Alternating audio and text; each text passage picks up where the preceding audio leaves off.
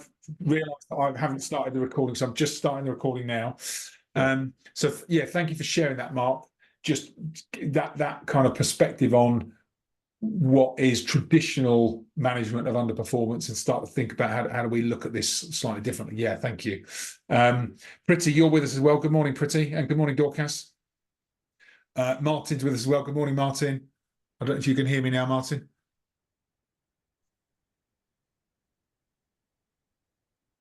I can't hear you in case you are speaking. Pretty, hi, how are you doing? I'm good, thank you. Good. Excellent. Yes. Mark was just saying his kind of objectives for the session today around, sometimes he'll experience underperformance and trying to work out, is that to do with clarity that we, with the team member or with the team? And then other than, your formal HR route for dealing with underperformance, how do we start to get this, how do we get a more proactive approach to managing it? So that's kind of one of the objectives for today, which hopefully we'll cover as we go through today. Martin, I think I can hear you then. How are you doing? Can you hear me now? I can hear you. Yes, you're with us. Thanks, Martin. Hi. Listen, I thought I'd join you this morning. I'm actually a surgeon with the NHS, and I work in a unit, obviously, with, I won't say a number of underperforming people, but I thought I'd take some, I hope I can walk away from this with something I can use in managing the unit. Brilliant. Yeah, thanks, Martin. You are very welcome. Thanks for joining us. So you're a surgeon in the NHS. Brilliant. Pretty, Pretty's a dentist running a practice in Middlesex. Pretty, am I right?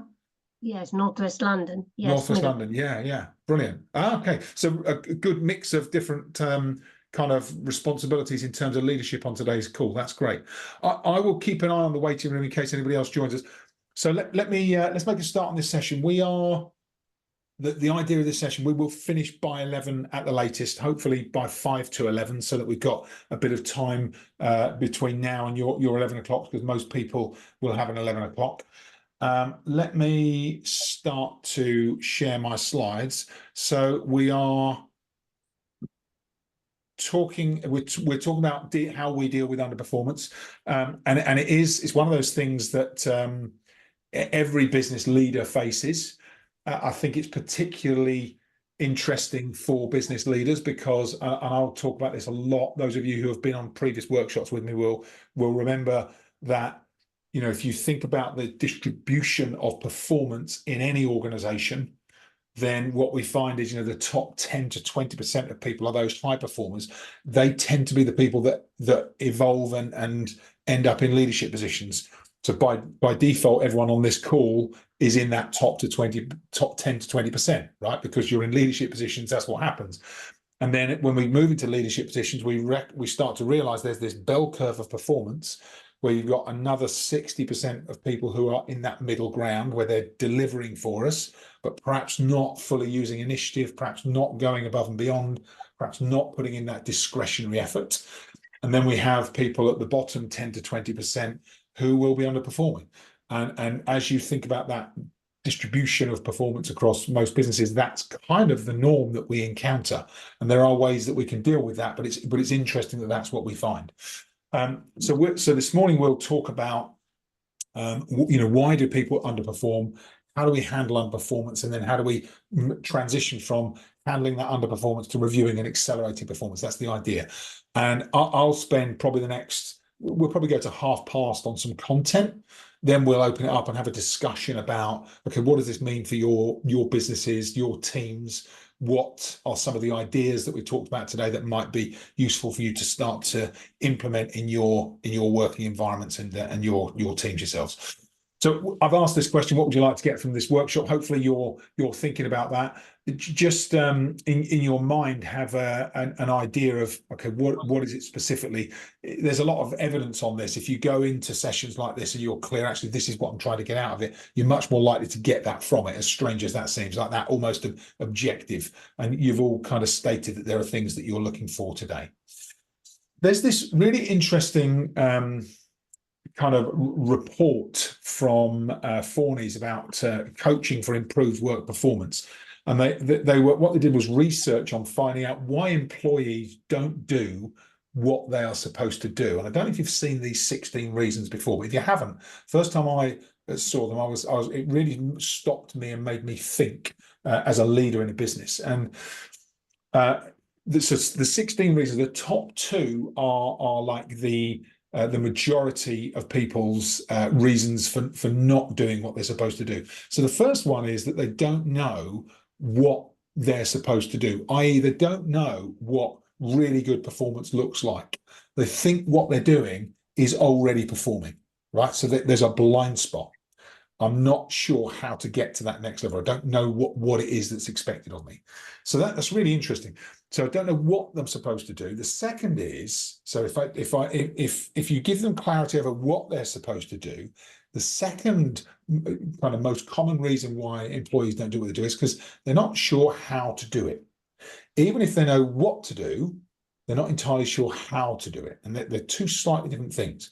And I found that really interesting, because it wasn't until I learned this that I started to get closer to my teams and ask that question about, rather than saying, do this, do that, just saying, explain to me, what do you think your role is? What do you think you are supposed to be doing on a day-to-day basis?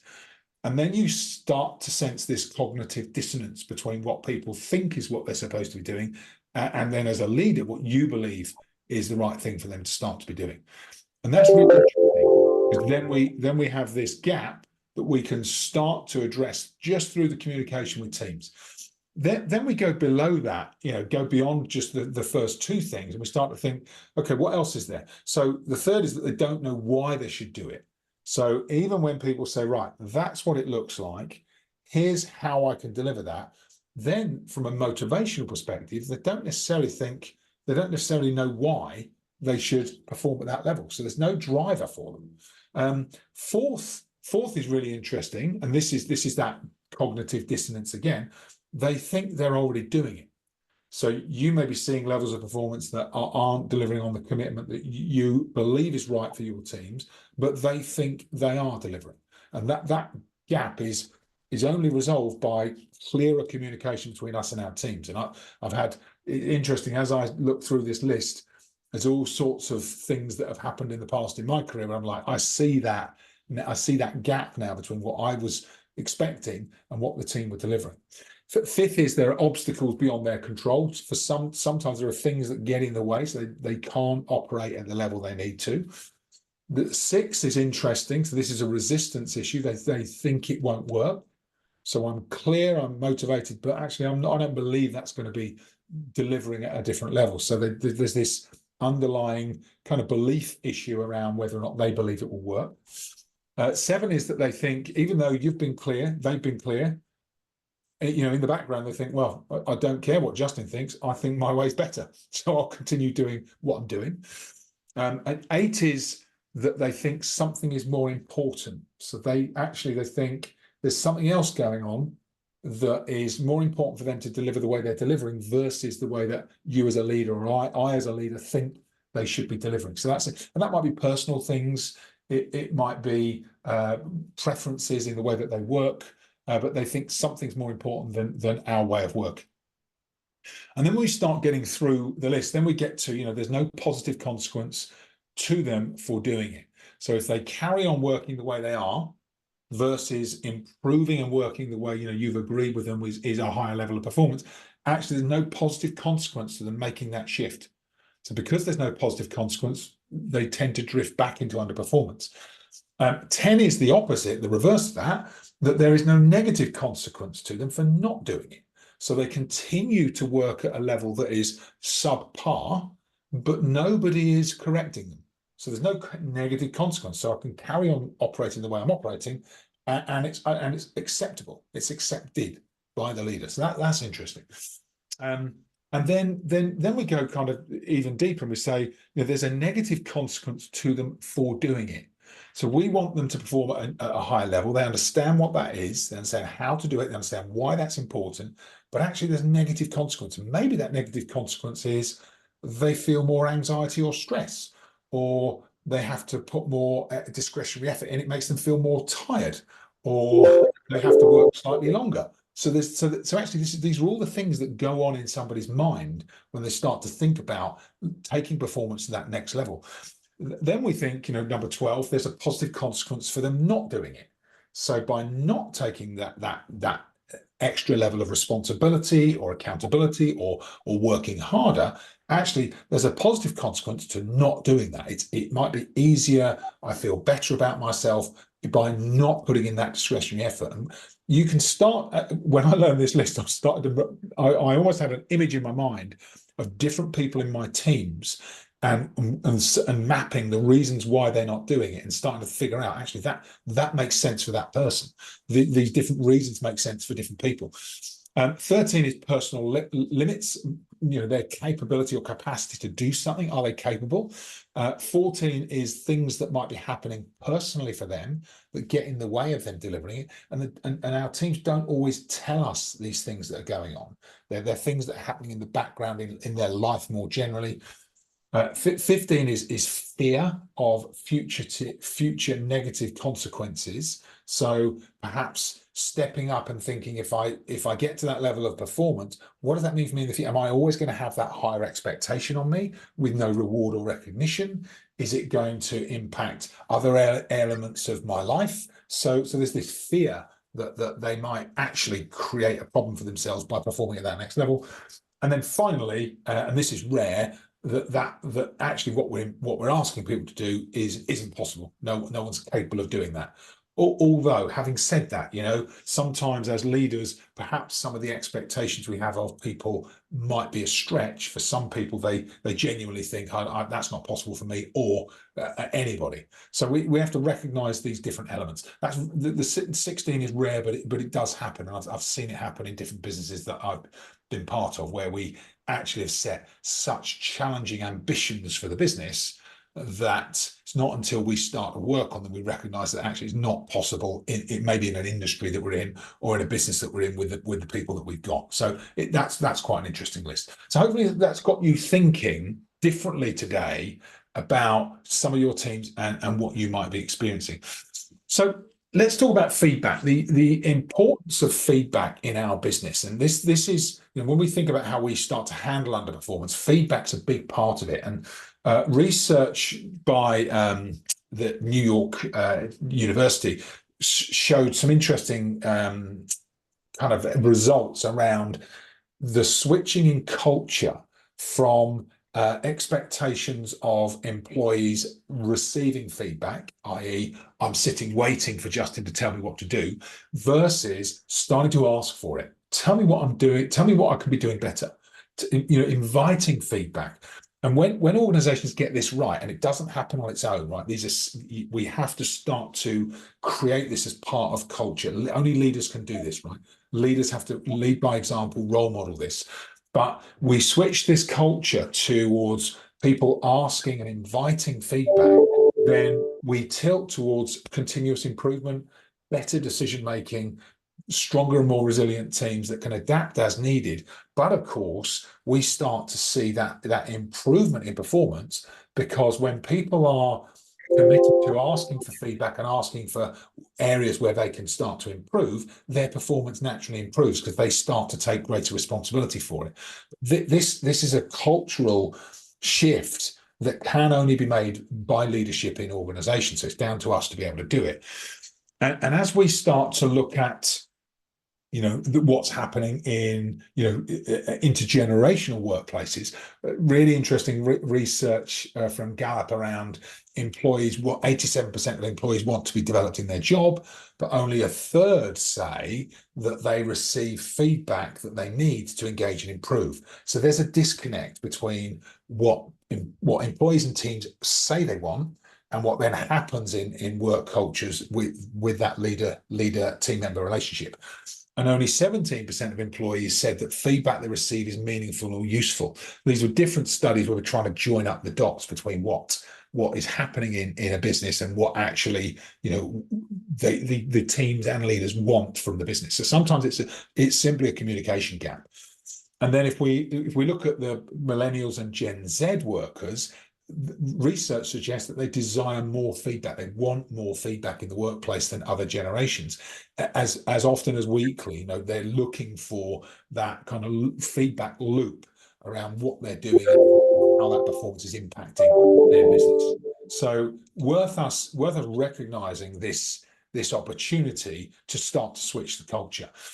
And for those of you who've been in these sessions before, you'll remember this plan from the book. So I wrote this book called Coaching Leaders, and what I did was map out this model of leadership that is a blend of the work I've done and leading different business teams, but also as an executive coach, and then developing leadership in different client organizations that I work with. And we really start to think about this as a model for leadership. And when I think about managing underperformance, you can't, there's no silver bullet. It's not like do this one thing and you'll forever improve the performance of your teams.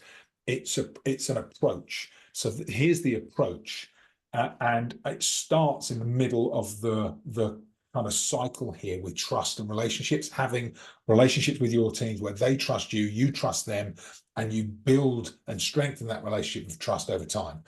And when people trust you, you're able to push them harder, you're able to coach them more effectively, you're able to make greater demands on them.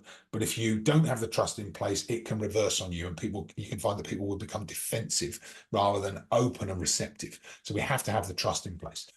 Then we have a plan for our business. And this is about getting the strategy and the tactics right. We won't go into that today, but making sure there's a business plan that we can communicate and articulate to people so they see how their role fits in the bigger picture of the organization. Then looking at, I like this first step, and you'll see that the steps of this model now spell out a mnemonic called coach. So the C is contracting, having a strategic conversation with everyone in our business where we agree the contract of how we will work together, the standards we'll meet, the values of the organization, the behaviors, the attitudes, and just making sure that we and our teams are all clear. And we've done that at a team level and one-to-one, right? So contracting first. Once the contract's agreed, then it's about being clear on objectives and goals. How do we map out what success looks like in a role for somebody and give them that clarity so that they can then take that, pick it up, run with it for themselves? And those objectives and goals are really important. Once the objectives and goals are in place, then it's an opportunity for us to start to look at them in action. So they're doing the action, they're delivering in their role. And we spend some time on a regular basis just observing, working alongside them, helping them to start to get that sense that they're not alone. But from that point of observation, we then will see the things that they can't see. Everyone has blind spots. And so those blind spots are a great opportunity for us to start to coach for change. And we coach our teams so that they can start to develop and become more responsible and autonomous for their roles. And then the final element of our model is the H, which is heroes in the making. This is about helping all of our teams to start to see the bigger picture. Where can they start to develop and grow in their roles? What's the future opportunity? Where do they fit within that succession plan for our business and even our department? And if we think about that as a cycle, then we keep going through that cycle with each team member on a regular basis. That might be an annual cycle, but within it, there are kind of monthly and quarterly check-ins, coaching conversations, objective reviews, that kind of thing. So it becomes a real roadmap for leadership and managing our teams. But it's important to say that if we are experiencing underperformance in our teams and we don't address it, by not addressing it, we are effectively endorsing it. And that's really important. And I remember a leadership conversation where I was managing a business team, and my business director had this exact same conversation with me in a review when I was talking about some of the challenges I was facing in the business, and a lot of them were behavioural. And this was almost the conversation he had. He said, Justin, you do realise that if you don't address this quickly, and it was a new assignment, new business leadership position I was in. So if you don't address this quickly, you're going to set a culture where people think it was acceptable before Justin, it's now acceptable after Justin. And that was really a real light bulb for me. It really inspired me and motivated me to start to deal with some of these situations, in a much more proactive manner.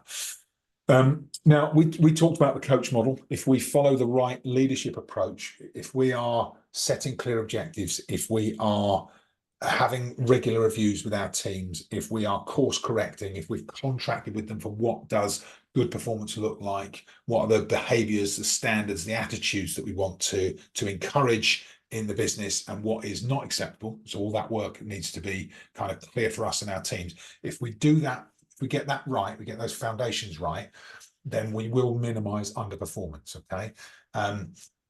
But there are always exceptions, even when we take the ideal leadership approach, because of that natural distribution curve of performance, we are going to find some exceptions, and there's a way to handle those exceptions. The caveat is we should be having regular one-to-one reviews with our direct reports. And when I say regular, I'll go into a lot of businesses where they say, well, we have 6 month, we have half-year reviews, and we have appraisals at the end of the year. That's not sufficient frequency to be able to keep giving people feedback and course correcting and reviewing performance, because the one-to-one review with our direct report is the time to review someone's performance. How are they performing against objectives and goals that we've agreed? To give them praise for the great work they're doing, and everybody has something they're doing well, so praising that good performance, and then handling the outliers or handling the issues on a regular basis. We are not creating the space to be able to do that. We will find ourselves managing and reacting to underperformance. Okay, so really important that we get this right. And so let's make the assumption that those building blocks are in place. If they're not in place, let's put a plan together to get them in place. Okay. And then once we're doing that, we will still have situations where we have to deal with underperformance. So here are the steps that I use to handle underperformance and have used in the past, and my clients use. So the first thing is to instigate the discussion. When you notice underperformance, you probably will have made some notes to yourself around different situations and things that you're noticing with certain members. Maybe it's a member of your team, maybe a couple of members of your team. So you'll have some notes, and then the idea is we have to instigate the discussion. So we have to start a conversation about that performance, and the one-to-one's a good time to do it. So we would say to the employee, you need to discuss something important with them, and if that's in your one-to-one, great, because you say, in the next one-to-one, I need to discuss something important with you, and you might link it to a previous conversation that you'd had.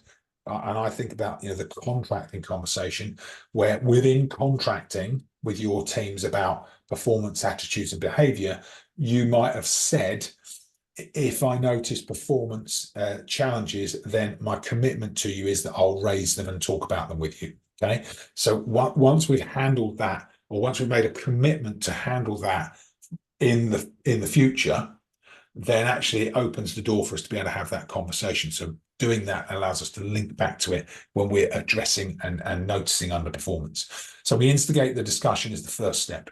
The next step's equally important. So once we've instigated the discussion, it gives us the courage to step into the conversation. Then we have to, second step is to agree on the situation. And I'm an advocate for explaining really objectively to an employee what you're seeing. So this is what I'm noticing about your performance, and this is the impact I see it has. Because very often people will be blind to it. They've got these blind spots because a lot of people are in their own heads. So saying, this is what I'm seeing, and this is the impact of what I'm seeing. So maybe, you're not completing these tasks, or you're not committed to this project, and the impact is that other people are having to pick that up. Or you might even find I'm having to, explain it away, or I'm missing some of my deadlines, or the impact. So we're just saying, this is what's happening. This is the impact, because the impact's what really starts to make it significant for people. And then we just ask the question. So that's what I'm seeing in the impact. What's going on? You talk to me. How do you see it? And then let the other person explain. Now, at this point, my experience is normally people will go, I didn't know that was happening. I had no idea it was of the impact. I didn't realize this was such a problem. Okay, so, but we want to get, what we're really trying to do here is get that awareness. So we want to agree now that this is the situation. And once you've got that agreement on the situation, the next step then is to agree, and this sounds obvious, but it's a really important next step. Okay, agree on the resolution. Okay, so, and I'm again an advocate for this being driven by the other person, by the team member, because we don't want as leaders to be the ones having to pick up their performance. This is their performance, they need to manage it. So then asking them, so what will you do to improve this performance or behavior, whatever it is we're dealing with here, and get them to be quite specific. So in these situations, what is it you're going to do to change? And the ideas have to come from them, and they might not come straight away. You might have to tease it out. It might take a little bit longer than just saying, look, just do this, right? But because it comes from them, they tend to be more committed to it. So we agree and be really specific on changes and the support you will offer them, if needed, to stay on track. And that's about them maintaining performance, okay? Which takes us to the next step, which is gaining commitment. So once we've agreed this is what they'll do, this is the resolution, then this is when most conversations end, right? We agree on the resolution, say, okay, great, thanks, and we're off, right? The gap that leaves as a couple of gaps. One is gain commitment. So we want commitment from that person to change. And in that final step, especially if we're dealing with recurring underperformance, we want to be clear on the change, the commitment to change from that person, and the clear on the implications of them making that change. So the positive implications of them making that change, and possibly the negative implications if they drift back. And that's important because we want to get some leverage here. Once we've agreed on the improvement, we want to get leverage from that person that they're going to make that commitment to change. And we might also make our own commitment to review and focus with them on maintaining their focus on performance goals. So our commitment and theirs. And then the final step is this principle I call future pacing, which is if you've got someone that's doing something and it is proliferating or recurring, then actually starting to talk about specific future situations. So when this situation comes up again in future, what are the issues that you might anticipate, and get them to start to think forward rather than just this single moment in time. Want them to start to think, actually, how do I become more self-managing and more proactive in managing my own performance in those performance dip situations, and then agree with them on the proactive measures that they will take to address them either in advance or when they happen. And this final step, these final couple of steps are very often missing, but they are the kind of secret ingredient to getting people to think beyond just this. You see an improvement in performance and then they start to drift again. These final two steps are really important to getting people to make this commitment and think beyond just, I've been told off by my manager, I better behave for the next week and then I'm going back to my old ways. This is the antidote to that. But it takes the commitment from us as leaders to actually spend some time with people so that we can get this in place and they realize the seriousness of having to correct their performance at this stage. So I'll share these slides with you after this session. So that's kind of the principles and the sharing of today's session. So I'm just going to stop sharing my slides now. We're a small group, so we won't go into a breakout discussion. Normally we go into breakout discussions. We'll just stay in the room for this discussion. And I'd be interested, as I was going through that, I could see you were all making notes and thinking about perhaps different people in your business. I'd love to just invite you to share your thoughts on this and what you might need to do differently. Who'd like to start us off?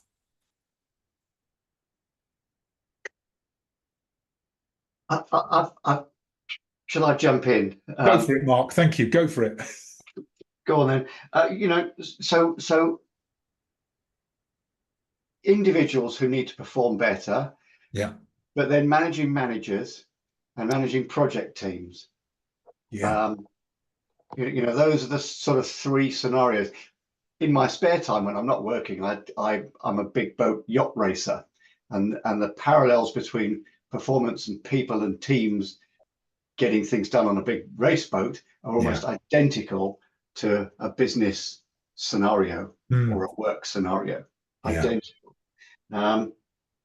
But the thing, all that stuff about what to do about it when you see it happening, as a leader of people, almost a reflection, I feel, on me as the leader, that I haven't had that conversation at the beginning of what's going on. This is what we need to achieve. Do you agree? Are you part of this? Are you in this team?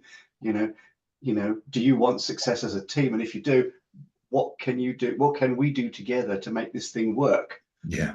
What performance can you achieve? Mm. Can I expect you to deliver on that? Yeah. And that conversation at the beginning almost negates the need to do the difficult stuff later. I totally agree, Mark. Yeah, totally agree. So you've almost and I find this a lot with different principles of leadership. Sometimes we have to take a couple of steps back to get foundations in place, and then it makes everything smoother going forward, rather than trying to deal with, you know, it's a bit like dealing with symptoms rather than cause, isn't it? Yeah, I'm not a football fan, but just look at the England football squad right now. Yeah, I'd rather not. It's the same kind of thing. It doesn't matter whether you're a surgeon, a dentist in a busy practice, or you run a sales team, or you're a big boat yacht racer, or you're running a football team. It's the same sort of, got to do the stuff right at the beginning to ensure that things are going to happen later on in the process, or absolutely, things. Absolutely. If you don't do it early, you're just setting a expectation that it's going to happen later. Yeah, and then you're the one that's trying to pick up the pieces and pull it all back together, when actually the opportunity is right at the beginning. And you know, I also believe there's no issue that you can't reset. Sometimes you have to reset with teams. You go, right, actually, this is a great chance to stop and start again. Let's get the expectations right. There's no point at which you can't do that. And I think that gives you confidence. Number of times I wish I'd been a smoker, because you're in the project meeting, in the team meeting, in the event, things are happening, going all the time, trying to communicate. When you take a break and go for coffee and stuff, all the big decisions, all the communication, all the relaxation, all the trust is built between the smokers out the back, because they've got a common relaxation thing, and that's when it all happens. Yeah. Well, there was a Friends episode about that. I don't know if you remember it. Yeah, I haven't seen very many of them. There was a Friends episode where that is exactly what someone did. They took up smoking just to make up behind that decision-making process, because it was all happening outside of the meetings. Yeah. It is a thing. It is a thing. And that resetting doesn't need to be a big management away day for days and days and expensive and stuff. It can just be, you know, hey, let's go down to the pub and have a chat. Let's you know, let's sit around, have lunch together and have a chat. You know. Yeah, totally agree.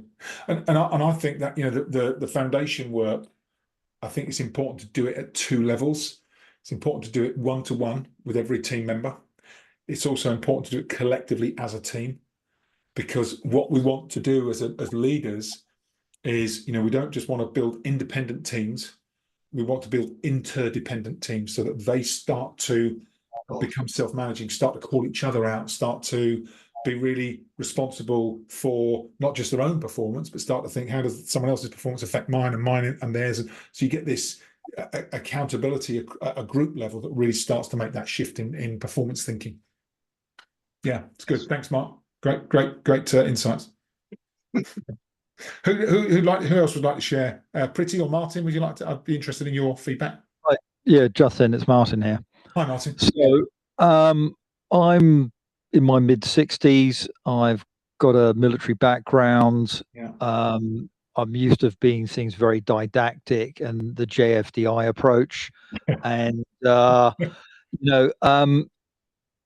I've spent a lot of my life in the military and a lot of my life in hospitals, and over the past, say, 40 years, I've seen a seismic shift between things being well run and getting done, and things not being well run and not getting done with more consequence.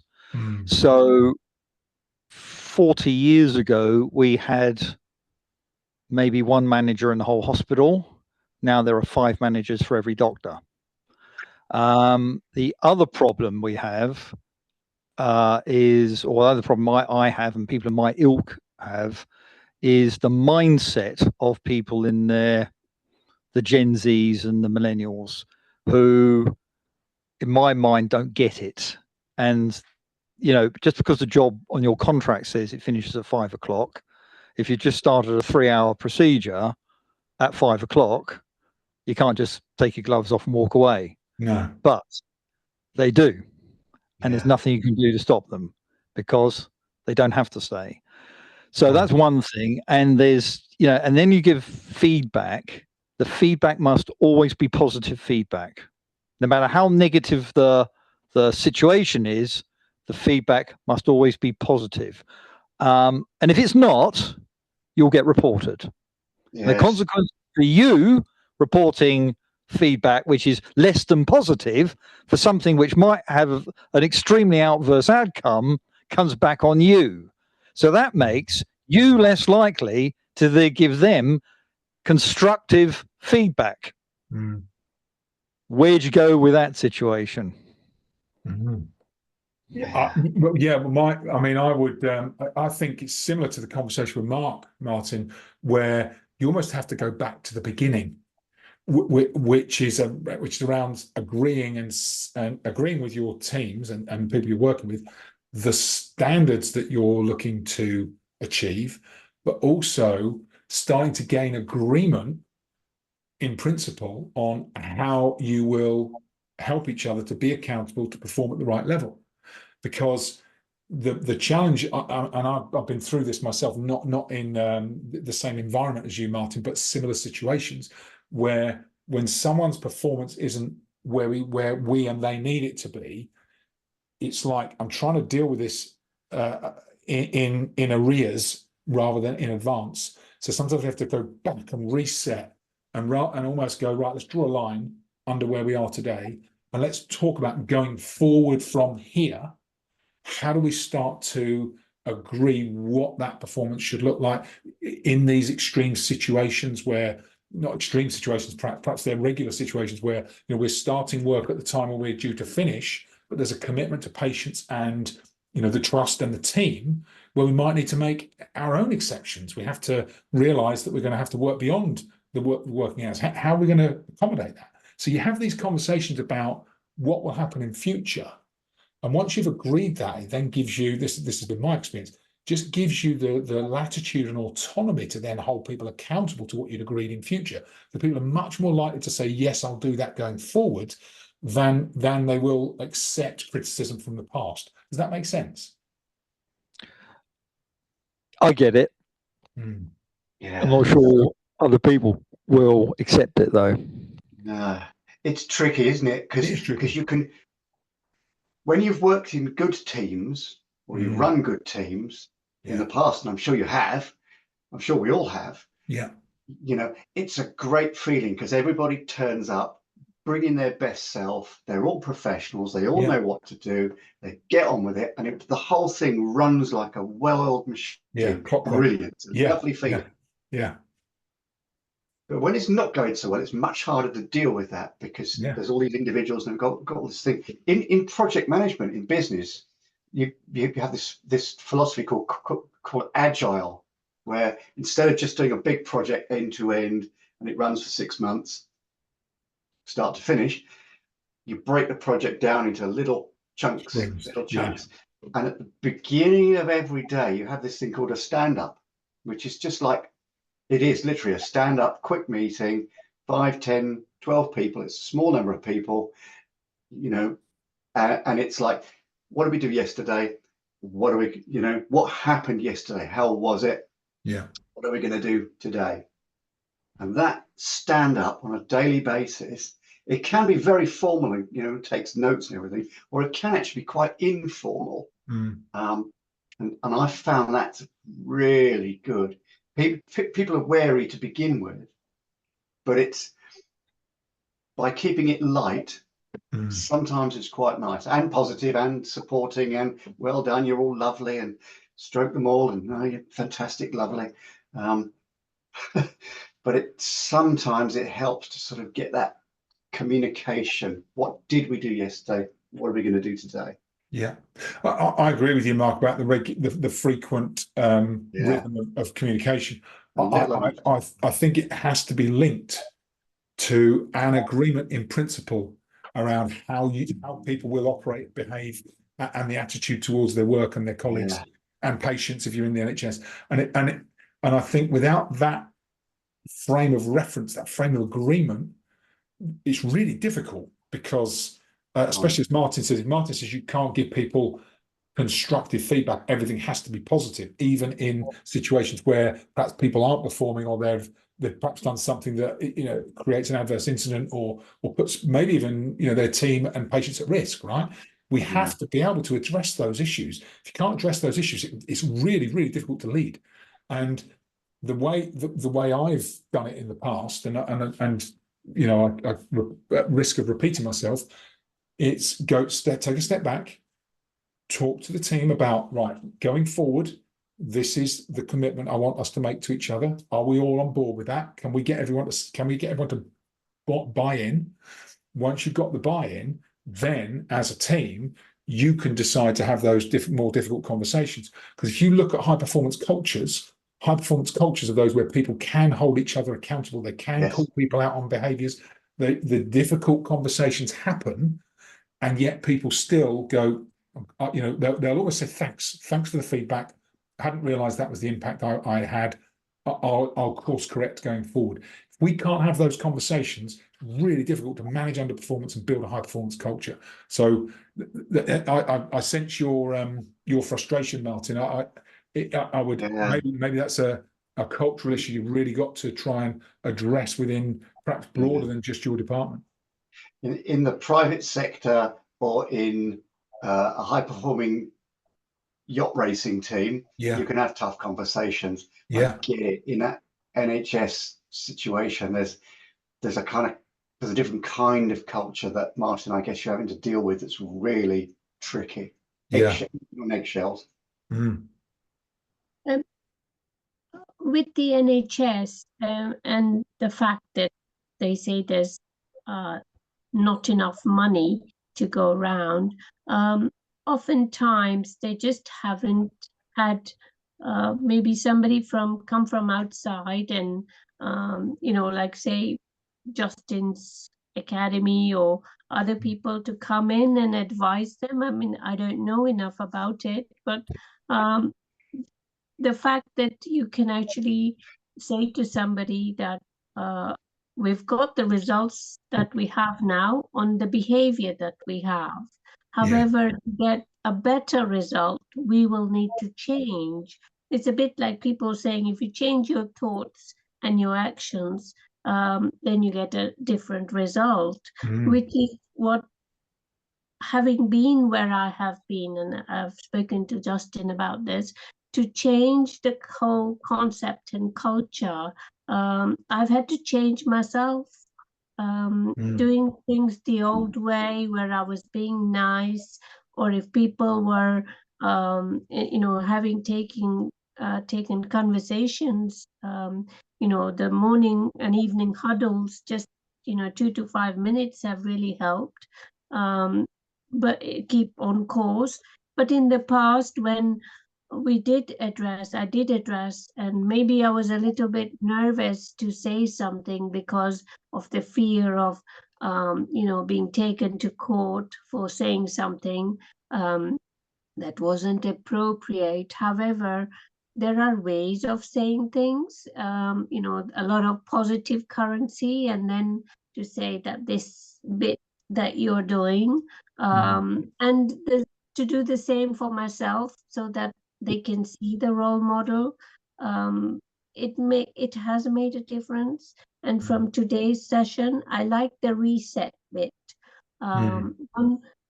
First of all, I've got things done differently this time because I'm building a new team. Is that to have everything in place initially, and then to have in there that you can change. If somebody isn't appropriate for a job, maybe you can offer them something different that they can do, but the impact that they're not doing what they need to do, and the impact on the business has to be made obvious. Otherwise, nobody wins from this. Just True. because nobody else has told them before, or that, you're a professional, that you can't say anything, this culture that I'm a doctor or dentist or, any head of department, or that you can't say anything to them, or they can't say anything to you because you're hired on this basis only, that you don't have to perform, or that you can only do what you've been asked to do, is not appropriate anymore. Yeah. If that's their behavior, their thoughts, then they are not appropriate for the business. And I know it's hard with large NHS organizations, bigger companies is much harder. It's hard in small ones as well, because you can't always get what you want to have. Yeah, true. That's Yes, really useful. Yeah, it's yeah. useful. Thank you, Pretty. Martin, I do, I do empathise with your situation. Has that been useful in terms of the conversation this morning? I'd like to say yes. Go on. Yeah, it's because I'm managed as well. We all have a manager. Yeah. And I said to somebody, we have two types of manager. We have managerial managers and we have clinical managers. So I have two managers. I've got a clinical manager and a managerial manager. Yeah. And what I've said to one of them recently is you can be a manager, but not a leader. Yeah. And it's probably more important to be a good leader than it is a good manager. Yeah. Because people will follow a good leader. They will. Agreed. They will. They'll go through fire for them. Managers just about getting things done. It's terrible. Yeah. And you're right, Martin. That I think that's perhaps what you're experiencing is resistance to management rather than engagement with leadership. Yes. Well, I'm just looking for it now in a folder. There was an excellent, because I'm looking for it, of course, I won't find it. Oh, here it is. There's a excellent quote by Slim, who was running Burma when we had a problem with the Japanese out there. Yeah. And he said, if you have these qualities of courage, initiative, willpower, and knowledge, you will be a leader. But you won't necessarily be a good leader or a leader for good. And you won't have that grip that you must have on your men when things are going wrong. He goes on to say lots of things. He said, the quality of self-sacrifice, as far as you're concerned, it means simply this, that you will put first the honor of your king and country. Then next you'll put the safety and well-being and security of your men under your command. And last at all time, you'll put your very own interest, your own safety, and your own comfort. Then you will be a good officer, right? And he meant obviously a good leader. Now, the problem is we are working in an organization full of narcissists. Narcissists generally get to the top because they're narcissists. And they're probably, or certainly they demonstrate those traits. And when you're managed by people who have got self-interest and not your interest, yes, that's the problem. Yes, I think you're right. That I completely agree with the quote that you read out. But yes, if you've got a management team who put themselves before everything, it is a recipe for disaster. But I think even within that, as tough as it might be, to look after your own little world, just try and do that. Focus on what's important to you and the immediate people around you might be a defense for all of that nonsense in the background. But it ain't easy. I completely agree. I completely agree with you, Mark. Completely agree. And it's really difficult, Martin. So when my last leadership assignment was, I was at 3M, really big company, and I had this the culture had shifted. It was much more focused on numbers, less about people and engaging customers, and the business was kind of going through a turbulent time. And what I decided to do was exactly what Mark's just said. I created my own culture within my own business team. There were about 60 of us, and regardless of what else was going on, my focus was, right, how do we create a high performance environment in this business? So, and I did that through, the right leadership approach, agreeing really clear expectations with people. Even when I had a boss, a manager who was, creating cognitive dissonance right the way across the organization. He was a bit of a bully, but actually, it's surprising, you can create within your team, with the right approach, the kind of culture and performance environment that you want.